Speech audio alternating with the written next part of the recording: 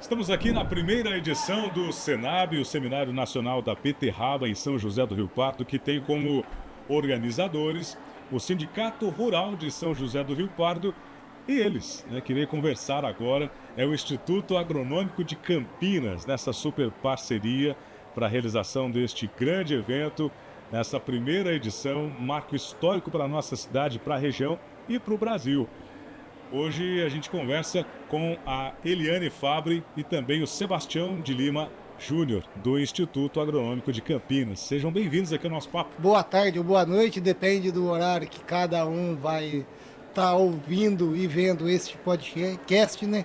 Que é uma inovação tanto para o seminário quanto para nós que não estamos acostumados com essas tecnologias, né? Com relação à parceria com o Sindicato Rural, nós fomos contatados pelo presidente Ney Minucci, parceiro de longa data. O Instituto Agronômico está completando 138 anos de existência, é a instituição de pesquisa agrícola mais longeva do Brasil.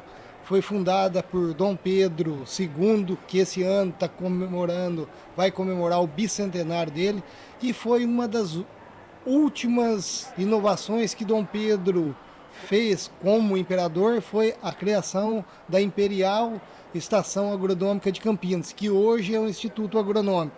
Então nós estamos desenvolvendo, o Instituto Agronômico está desenvolvendo pesquisa há quase 1 século e 4 décadas em prol da agricultura brasileira. E a parceria com o Sindicato de São José do Rio Pardo é uma parceria que já vem várias décadas, antes mesmo do Ney Minucci assumir, há 30, 40 anos atrás, por intermédio do sindicato, da CAT, foi desenvolvido o primeiro SENACE, Seminário Nacional de Cebolas, aqui em São José. Então, São José do Rio Pardo, como sempre, inovando a parte de eventos e conhecimentos aos produtores rurais.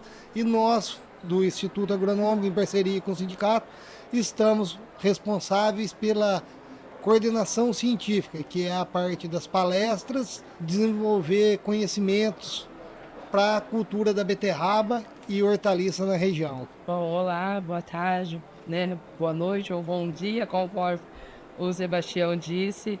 É um prazer estar aqui participando desse podcast.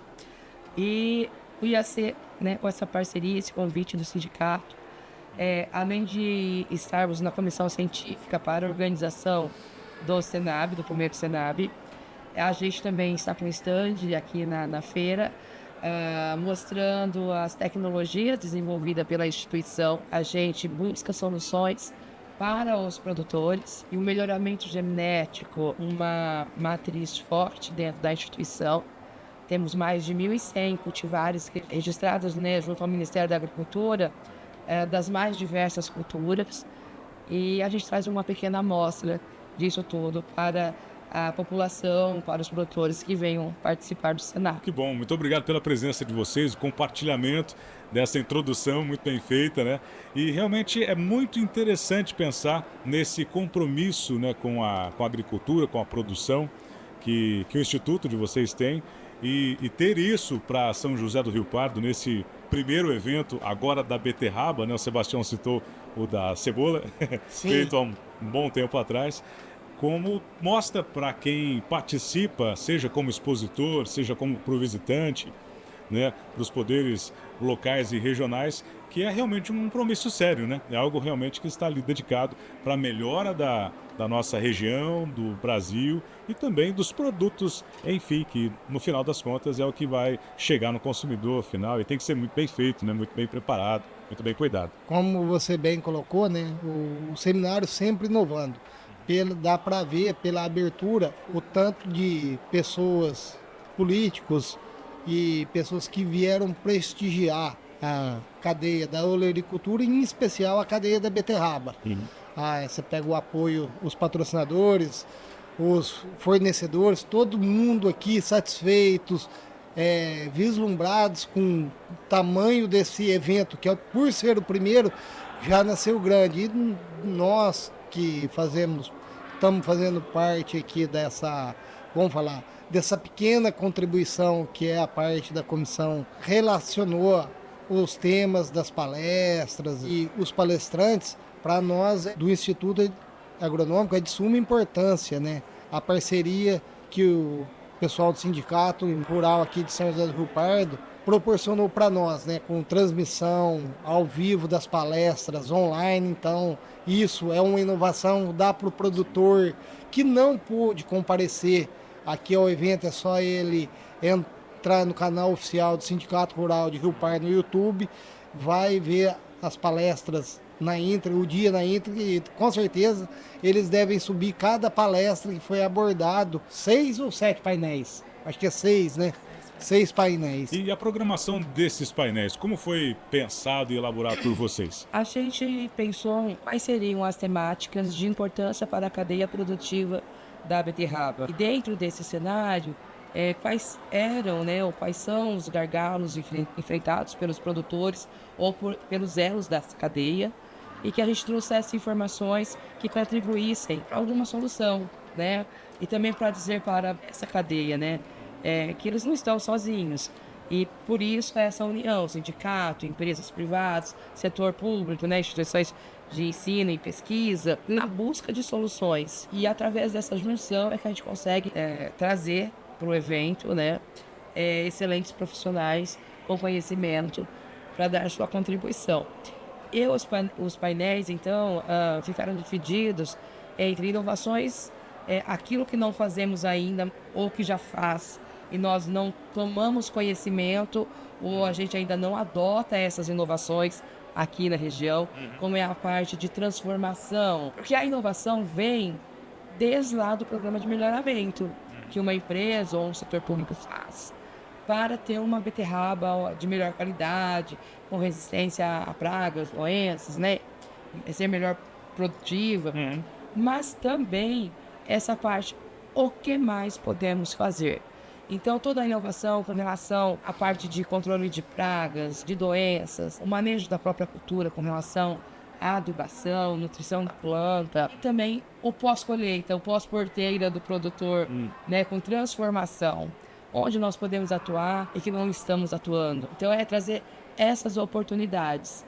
Por exemplo, né, nós temos corantes de beterraba, nós temos farinhas de beterraba, qual é o tamanho desse mercado, como fazemos para acessar. Então, são informações importantes para garantir para o produtor não apenas a venda para o setor de supermercados, com os CEASAs e CEAGESP, né, mostrando outras alternativas para dar maior sustentabilidade a essa cadeia produtiva. Então, das contas, é ampliar a visão, né, de quem faz a produção, perceber que vai muito além do supermercado e de outras nichos. Parabéns, realmente é um trabalho muito bom. E aí, durante esse processo, os convites, como é que foram feitos? Temos aí palestrantes, aqueles que colaboraram com os conteúdos próximos de nós, distantes, como foi essa curadoria, né? Como a Eliane colocou em reuniões com sindicato, comissão técnica, científica, a comissão técnica ela é formada pessoal do sindicato, o NEI e a JAC, a parte científica. Nós, da Secretaria da Agricultura, que não somos só nós do IAC, a APTA Regional, que é uma parceira da Secretaria da Agricultura, a Unesp de Botucatu, professor Ismael também colaborou muito bem, aí profissionais de renome regional e nacional, o Breda Júnior, que é aqui de Rio Pardo, ele participou, orientou. Aí, dentre essas, como a Eliane colocou, das temáticas, nós colocamos os painéis, um primeiro painel falando um pouco de inovação, até aqui tem que ler para não cometer erros.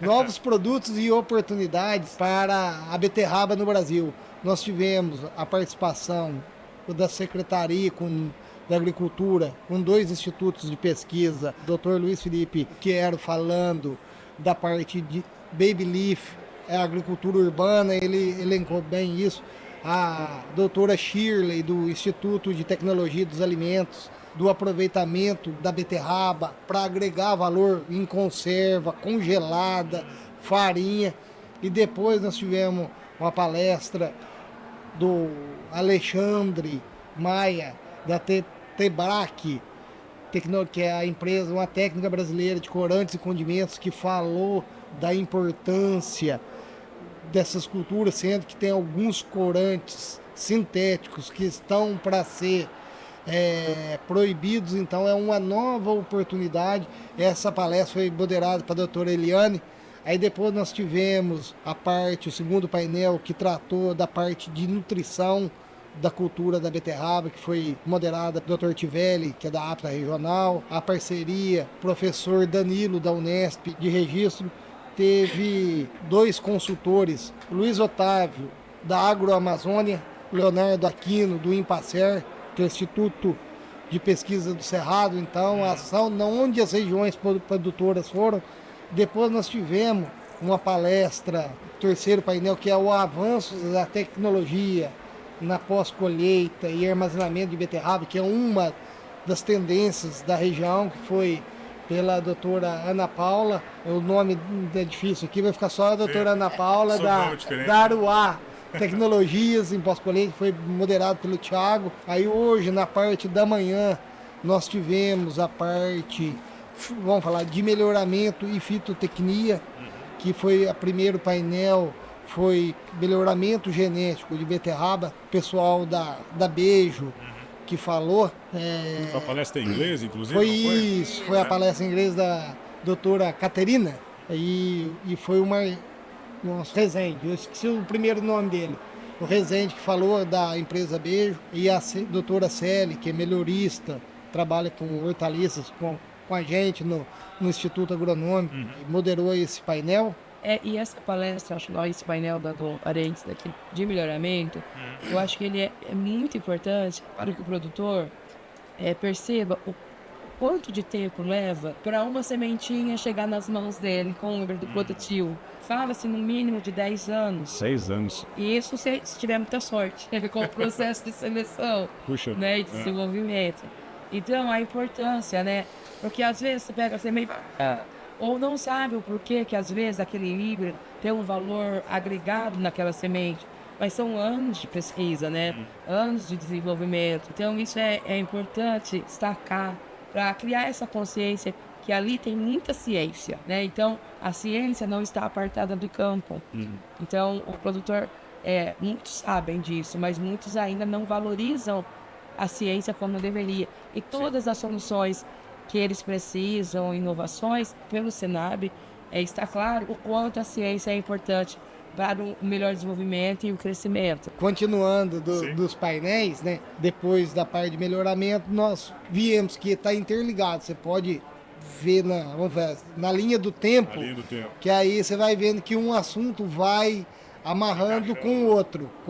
Tivemos o quinto painel, que eu fui o moderador, que tratou um pouco dos desafios e avanços da fitossanidade na cultura da beterraba.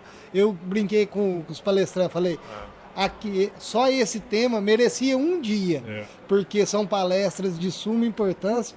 Nós tivemos a primeira palestra, professor Dr. Marcelo Reis, um dos idealizadores do método sem mato, que é o avanço do manejo de plantas daninhas da cultura da beterraba. Então, porque hoje a gente sabe que uma das dificuldades são produtos específicos ou herbicidas específicos para o controle das ervas espontâneas que nascem na cultura, né? E aí, como não tem muitos produtos, precisa de mão de obra. Então, foi um do tema. Então, são várias pesquisas. Até brinquei com o professor Marcelo, falei assim, o método que você desenvolveu sem mato, ele não usa enxada. Ele falou, não usa. Eu falei, e se for orgânico? Aí falou, aí tem que ser na enxada. Tem que ser na enxada. Então, mas são alternativas que o melhoramento genético pode desenvolver. Umas plantas com maior tolerância a determinado herbicida.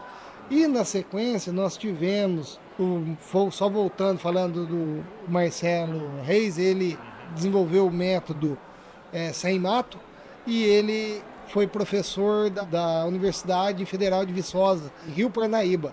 Então aí você vê, próximo do Ipacer. Então são as regiões produtoras. Depois nós tivemos uma palestra de suma importância, né, do professor Dr. Jorge Alberto Marques Rezende, da Exalc USP, que veio falar um pouco da identificação e do impacto da rizomânia na produção de beterraba no Brasil. Aí vai falar rizomânia. Rizomânia é uma virose que ocorre na beterraba. E na apresentação dele, vamos falar que a primeira observação ocorreu aqui em São José do Rio Pardo, 2012, há 15 anos atrás. Aí já usou a tecnologia de PCR para identificar o vírus, já teve artigo publicado. Então, você vê a importância que é a pesquisa com o melhoramento e o produtor. Então, tudo tem que andar em conjunto. E para terminar o painel, o quinto painel, o professor Carlos Eduardo Ortobini, da Faculdade de Tecnologia de Ourinhos, que é o Suji Nishimura. Eu acho que se não tiver certo, peço desculpas. Não é Ourinhos, Pompeia. Pompeia. É da onde que é um dos fundadores já trabalha com tecnologia e agricultura de precisão. Sim. E ele é formado dermatologista, formado pela Unesp de Jaboticabal com mestrado e doutorado. Então é uma grande referência nesse setor. E ele falou um pouco do manejo biológico de nematóides e outras doenças de solo na cultura da beterraba. Aí depois nós tivemos agora o sexto painel, que é desafios e oportunidades na cultura da beterraba, na visão da consultoria agrícola. Então estão presentes aqui os maiores consultores ou coaches na parte de beterraba falando, que é o professor Leandro Aquino, do Ipacer, o Renato Agnello de Piedade, então, e o Leandro Aquino do Cerrado. Então nós estamos englobando as 3 regiões de importância econômica para a cadeia. E depois nós vamos ter uma palestra de comercialização, que é o Gabriel Bittencourt, que é da CEAGESP de São Paulo, que vai falar da comercialização e da rastreabilidade da beterraba no Brasil. Os dados de entrada de produtos na CEAGESP, a maior porta de entrada de comida na boca dos brasileiros, né? Principalmente de HF. Olha que interessante, né? Como é que é? A Helene compartilhou, o Sebastião passou pra gente como foi a programação. E realmente, é do início ao fim, né, que foi abordado um seminário completíssimo. Em outras palavras, o Sebastião estava escolhendo bem as palavras para colocar, seria a nata, né, dos cientistas, né, da beterraba, compartilhando conosco. E importante também destacar mais uma vez que foi ao vivo, mas que temos isso registrado para que os produtores possam acompanhar logo na sequência desse cenário. Que maravilha, que realmente grande oportunidade nós temos, né? E uma coisa que chamou a atenção nossa da comissão, que assim como a beterraba, como foi com a cebola no passado, a gente precisa de mais profissionais atuando com essas culturas e mesmo pesquisadores, porque também é um grande gargalo. Importante. Porque nas academias, de um modo geral, foca-se nas grandes commodities, nas culturas de maior valor econômico, né? A gente também tem essa deficiência. Fica esse alerta, né? Acontece para a beterraba como para outras hortaliças. Sim. Né? Quando a gente olha lá de A a Z, deve ter bastante gente que fala de alface, mas não tem bastante gente que fala de beterraba. Né? E é importante você tocar nesse ponto, Eliane, porque até aqueles que almejam uma carreira acadêmica que seja extensa, Exato. só o fato de encontrar um caminho que está sendo pouco explorado já é uma porta de entrada gigante, né? Sim. Para realmente contribuir com aquela cultura, no caso, a gente está dizendo aqui, a beterraba, e mesmo também para ter um avanço significativo na própria carreira, né? Na própria contribuição e a ampliação do conhecimento como pessoa, como profissional. Exato. Muito bom, parabéns. É realmente um ponto que não tinha observado ainda, que vale a pena ser destacado, sim. E uma das coisas que deixa nós esperançosos, a presença dos produtores aqui presentes e a maioria deles com os filhos. Isso representa a sustentabilidade, a sucessão familiar, agora com o evento que está tendo dos jovens agricultores do futuro. Sim. Isso é de arrepiar, é lindo, porque sabemos que amanhã nós teremos alimento em nossas mesas, porque os pais estão ensinando os filhos a trabalharem, a produzirem. Isso é espetacular. E esse programa encabeçado pelo Senar, né, dos jovens produtores do futuro, sim, ele é extremamente importante, porque ele atua principalmente com filhos de produtores, mas também com jovens que acho que têm interesse no programa.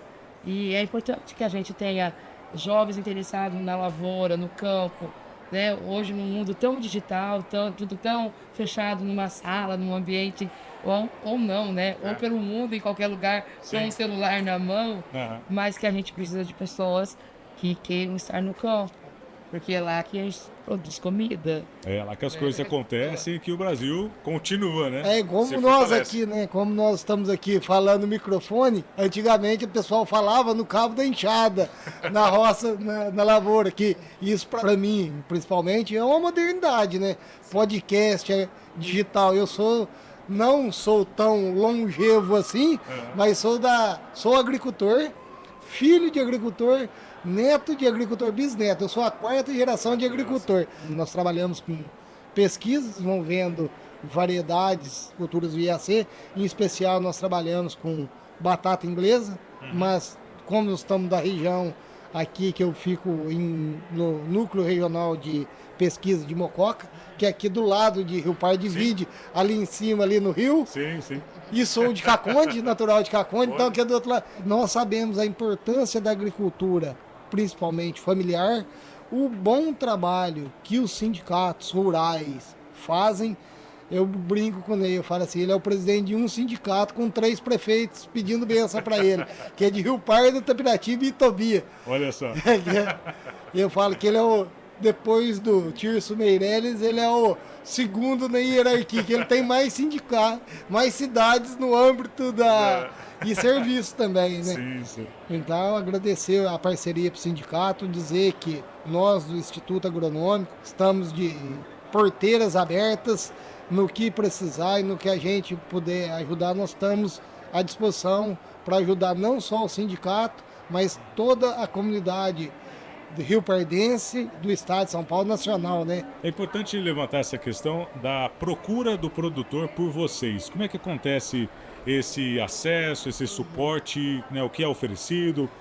Isso é bacana de destacar aqui. Nós, dentro da estrutura da instituição, a gente fica no centro de horticultura e o nosso centro, a exemplo de outros centros da instituição, a gente então tem vários programas de melhoramento. Então temos melhoramento de batata doce, de mandioca para a indústria, mandioca para a mesa. Tenho toda essa linha de plantas aromáticas e medicinais, seja para fins de extração de óleos essenciais, ou para a produção de chás, ou para atendimentos.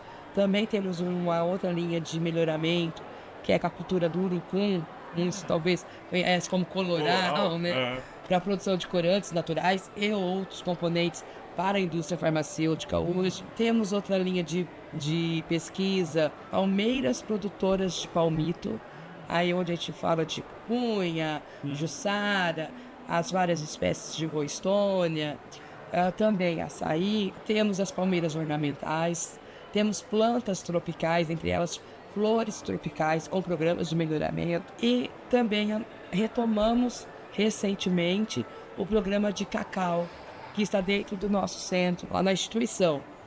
E os produtores, eles nos acessam tanto através dos nossos WhatsApp, que são disponíveis na sua maioria em todos os eventos, nos nossos flyers de divulgação, tem os nossos contatos, pelo site da instituição, pelas redes sociais, principalmente o Instagram, também é possível nos acessar. E também batendo lá na porta, fazendo uma visita, isso é super possível. Tem parte das nossas tecnologias que são licenciadas, por exemplo, de batata doce, né, e mandioca, são licenciadas para a CAT, que é a Coordenadoria de Assistência Técnica Integral, também na Secretaria da Agricultura. Eles hoje fazem a comercialização de mudas, né, materiais. Então, é muito simples chegar até nós. Eu imagino também que com toda essa história deve haver ali um local de visitação, um museu, uma exposição. Como existe isso ou tem uma possibilidade de acontecer? Museu, mas para quem quiser organizar uma visita, seja para conhecer não só a parte da horticultura, mas o Instituto como um todo, visitar o centro de café, conhecer o banco de germoplasma de café que fica lá em Campinas, que é um dos principais do mundo, entrar em contato com o nosso setor de comunicação. No site do IAC tem essas informações. Sim. Tem um questionário lá que você diz qual o interesse da visita, né? O objetivo da visita, quais setores vocês querem visitar. Queremos de A a Z. Não, eu quero no café. Eu quero na horticultura. Que aí a gente programa, né, dentro das possibilidades, quem pode receber naquela data. Mas é um prazer sempre poder receber a comunidade, seja produtores. A gente recebe muitas escolas. Muitas seja mesmo de crianças, às vezes, ou jovens de escolas técnicas, a gente tem recebido bastante.